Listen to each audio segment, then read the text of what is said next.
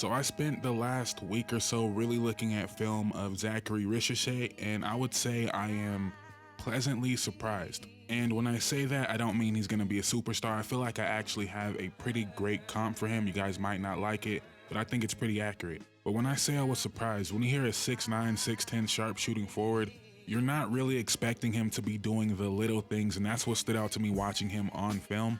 I know it sounds simple, but the guy just understands basketball. We see a lot of talented guys that really don't know how to play basketball. So immediately I was impressed with his spatial awareness, always knowing where to be, always knowing how to space the floor, always knowing when to attack the glass. And I guess the reason it stood out to me is because I was expecting a boom or bust type of player. And honestly, I would be surprised if he's not a good NBA player. And I'll get to how he can be a great NBA player. Now, you guys might have recently seen the draft combine stuff.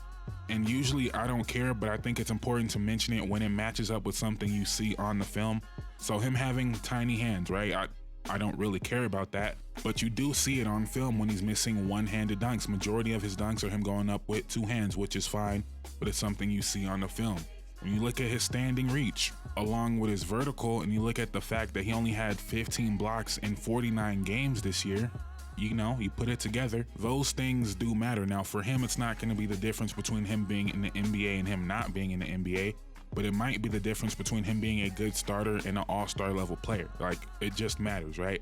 If you're talking yourself into this guy as a top 5 pick, you would like to project him to be able to block shots and finish at the rim.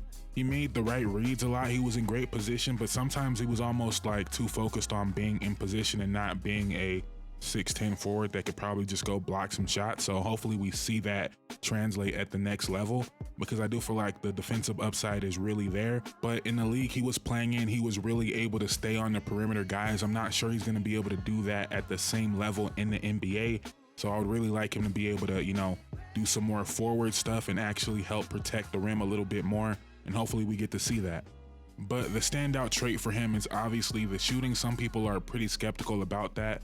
Did he just have a hot stretch? I'm a believer in the shooting. I'm not saying Michael Porter Jr. or like Trey Murphy level shooter, but he's gonna be a good NBA shooter. I'm pretty convinced of it. Just looking at his footwork, how he's always ready, how he's always finding the open spot, how he's never hesitating. Like, he's gonna be able to shoot the ball. Now, if he's a good shooter, not a great shooter, maybe there's a limit on how good he can be, but shooting will not be, you know, I don't think it's fluky. He's going to be a decent shooter in the NBA.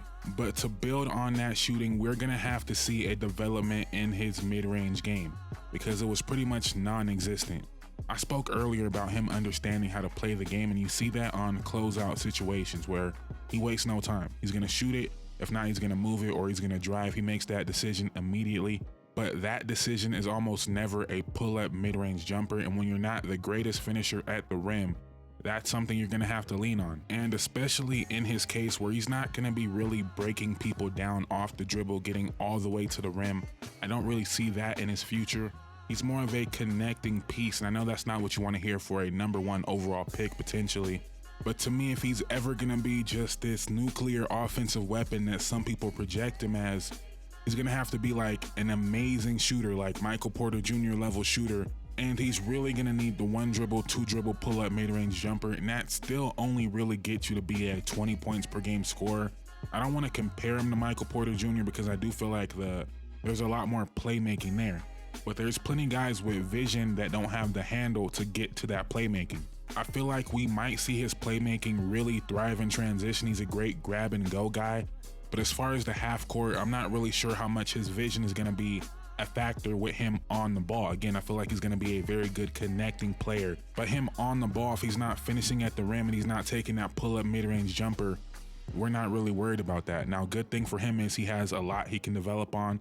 I do believe the pull-up midi can be there. I believe he'll get stronger, and eventually we'll see him in the post at some point. But I don't think it's going to be a main option in the post. I feel like it's going to be like this is not my comp. Trust me, it's not my comp, but like Tobias Harris, right? I know that name. People freak out when they hear that name. But like, you don't really want to post up Tobias, but if the play breaks down and you end up with a Tobias Harris post up on a smaller defender, you feel like you'll get a decent shot out of it. That's not what you want in your offense, but it is an option. Or like Harris and Barnes. Now, I'm not sure Risacher is ever going to be as strong as those guys, But you guys get the picture. Like, you don't want to start your play with a Harrison Barnes post up, but that is an option, right? But that's the type of player I believe he can be. Now, I do feel like the ceiling is a little bit higher than those guys, right?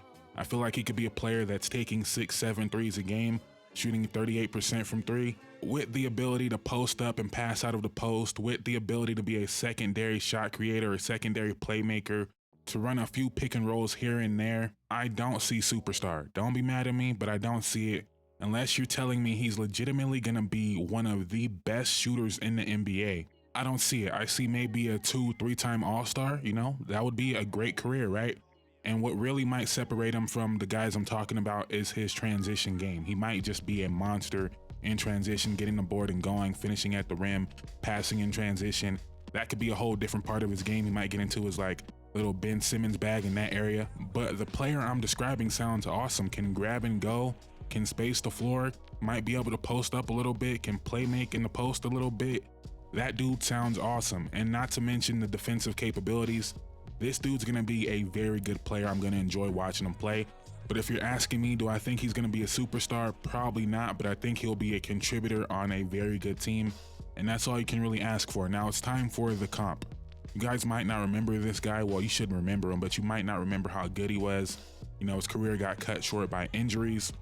But I'm gonna go with Chandler Parsons. Now, I'm not sure anyone has made this comp yet. I really hope they haven't, because I feel like it is spot on. The size, the shooting, being a connecting player. Now, Chandler Parsons only really had a 3-year window, but in those 3 years, he averaged 16 points, 5 boards, 3 assists, shooting 47% from the field and 38% from three on 5 attempts per game. I could really see that being Zaccharie Risacher, where with Chandler Parsons, in a lot of ways, he was the connecting piece between James Harden and Dwight Howard that first year. And similar to Risacher, he had the vision, but he didn't have the elite handle to be this dynamic playmaker, but he was able to connect. He was a very good shooter, but he wasn't this elite shooter, but he would randomly give you 10 threes in a game. I feel like that's gonna be Zaccharie Risacher. Hopefully you guys haven't heard that anywhere else, but I do feel like that is the most likely outcome, him being like a Chandler Parsons. Maybe he can be a step above, like a Gordon Hayward, where Hayward was able to create a little bit more. He was stronger. He would get to the line a little bit more.